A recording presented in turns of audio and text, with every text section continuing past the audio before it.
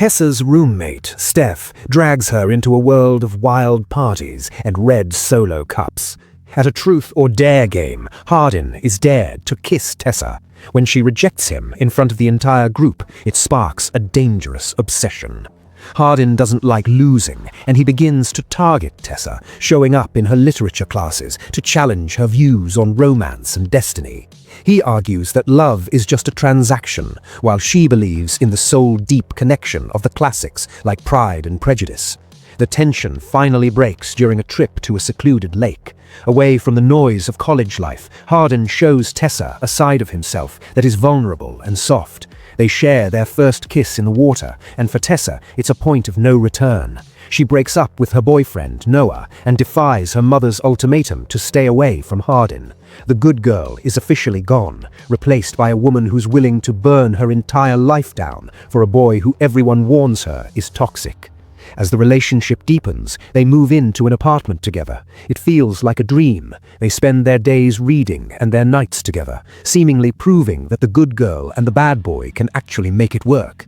Tessa feels like she's the only one who truly knows the real Hardin. She sees his nightmares and his trauma, and she believes she is the one who can fix him.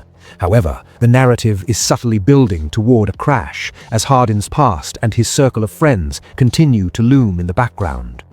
The house of cards collapses at a local diner. Tessa is confronted by Molly, a girl from Hardin's inner circle who has always resented her. Molly plays a video from a party at the very beginning of the semester, the night of the Truth or Dare game.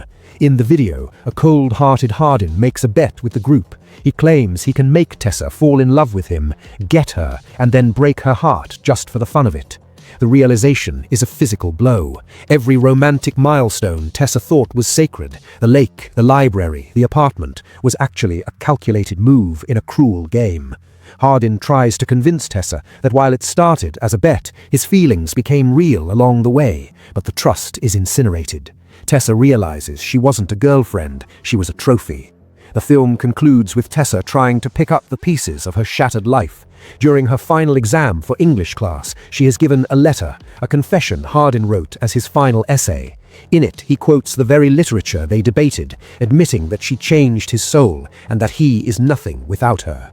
She goes to the lake where they first kissed and finds him sitting there. They don't speak, but their eyes lock, leaving the story on a haunting, unresolved note. The bet is over, but the damage and the obsession remains.